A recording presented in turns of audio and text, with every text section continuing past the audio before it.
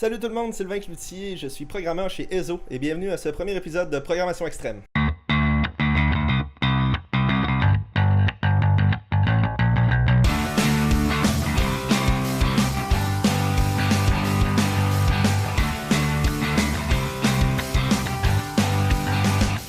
Alors, c'est quoi ça, Programmation Extrême? En fait, c'est une web série qu'on lance chez EZO, un peu du contenu complémentaire à ce qu'on peut retrouver sur notre blog, donc des tutoriaux, des articles un peu plus techniques, mais en version vidéo. Donc, je vais vous montrer du code, je vais vous dessiner des barbeaux sur des feuilles, et puis on verra où ça va nous mener, on va découvrir ça ensemble. Donc, aujourd'hui, le projet assez simple, ça va être un agenda. On va faire un petit agenda en JavaFX, en MVC. Et puis, la couche modèle va aller se connecter à un API REST existant, un API REST que j'ai fait en Node, qui sert déjà à prendre des rendez-vous.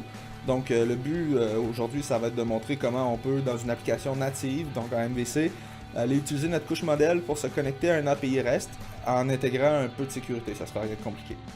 Ok, donc ce que je vous propose pour commencer, c'est que vous voyez, j'ai mon IDE ouvert, donc c'est NetBeans, j'ai pas de projet. Là, sachant que c'est pas vraiment un cours de JavaFX, je vais créer vite une vue, un contrôleur. Puis un peu de code là, entre la vue et le contrôleur pour, par exemple, quand on change les semaines de l'agenda, ben, ça affiche là, dans le UI la semaine d'après. Et puis on se retrouve tout de suite.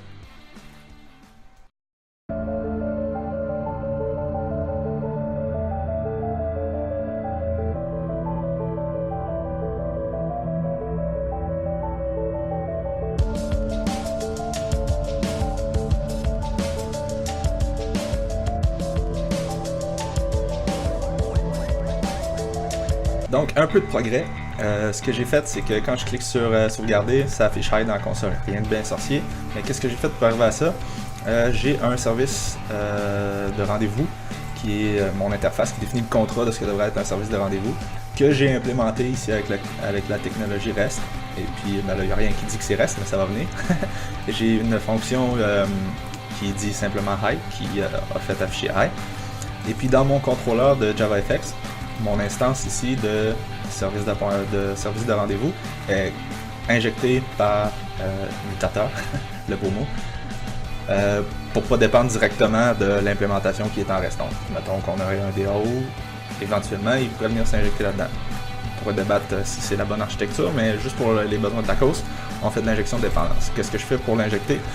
Dans le startup de mon application JavaFX, juste sur l'autre du contexte, je vais venir créer mon service et puis je vais venir l'injecter dans le contrôleur. Donc là, ce que je vais faire, c'est que je vais créer un service HTTP qui va être responsable d'ouvrir la connexion avec le serveur Node et puis venir injecter un token de sécurité à chaque requête. Et puis on va voir où ça va nous mener. Je vous reviens dans 2 minutes. Ok, un peu de progrès encore. Donc j'ai la même petite fenêtre que tantôt. Quand je clique sur sauvegarder, là vous voyez, je l'ai fait souvent, il y a un token de sécurité JWT qui s'affiche dans la console. Pour arriver à ça, donc mon service de rendez-vous de tantôt, je vais y injecter un service HTTP que j'ai créé. Donc ce service-là, il va être responsable de appeler les URL et puis injecter un token de sécurité JWT juste avant pour pouvoir un peu sécuriser la connexion entre notre application et le backend. Donc ce HTTP service-là, j'ai un contrat qui définit, bon, simplement get pour l'instant, tantôt on aura un post, et puis il est implémenté en reste comme ça, donc mon URL local, et puis le get va aller me chercher un security token. J'ai pas encore fait le reste, je vais juste vous montrer un peu comment faire la sécurité vite. Et puis ce token de sécurité là, dans le fond, je rouvre une connexion à l'URL local avec le /authenticate, qui est mon API qui me permet de m'authentifier. Je vais faire un post et je vais y mettre ce super objet de sécurité hard-codé dans le code. Faites pas ça, mais bon, pour les besoins de la cause. Et puis là, bon, ben, je vais envoyer les données au serveur et puis aller lire la réponse dans result.token qui est défini par mon API REST. Je vais aller chercher en string le token puis je vais l'afficher, donc c'est ce que je fais. Donc ce token là ici contient l'information de session qui va me servir à garder la même session tout le temps avec mon serveur d'API.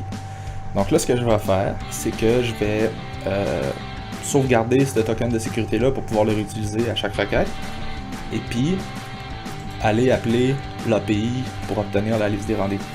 Donc je vais faire ça puis je vous reviens. Ok, donc encore un peu de progrès. Maintenant, quand je clique sur le bouton, ça affiche la réponse du serveur Node.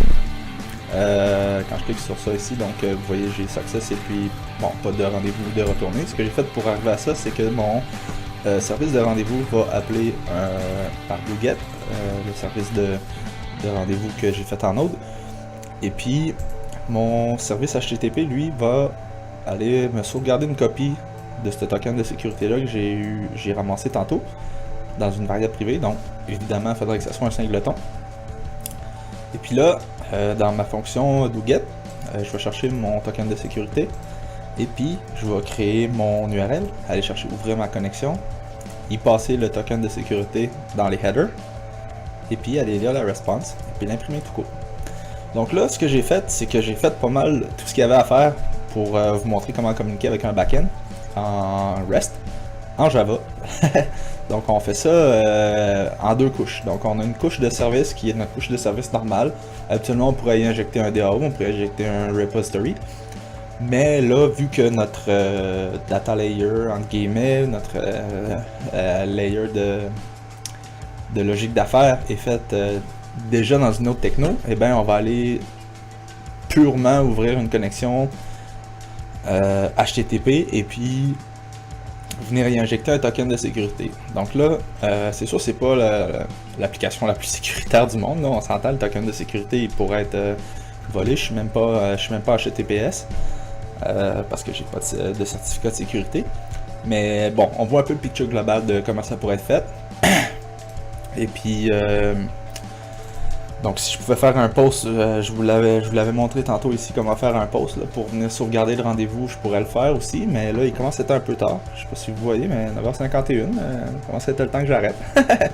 Donc si vous avez aimé ça, faites un pouce en l'air sur la vidéo, parce que ça va m'inciter à continuer, vu que c'était le premier épisode, on fait un test. Si vous avez pas aimé ça, ben faites un pouce en l'air pareil, je vais continuer pareil, puis on se revoit au prochain épisode, merci. Bonjour tout le monde, merci d'être là toutes les semaines, de lire nos articles, d'écouter les vidéos, de participer. Maintenant, c'est au tour des autres d'avoir besoin de vous. Nous sommes à la recherche actuellement de programmeurs analystes. Si vous connaissez quelqu'un ou vous-même être un programmeur, envoyez-nous votre CV à recrutement@ezoqc.com recrutement@ezoqc.com et on va prendre le temps de vous écrire et de vous envoyer des tests et de tout faire le processus d'embauche avec vous pour que vous puissiez tout simplement faire partie de la belle équipe d'Ezo. Alors, je vous souhaite une bonne journée et merci encore d'écouter nos vidéos et de lire nos articles à chaque semaine. Bye bye!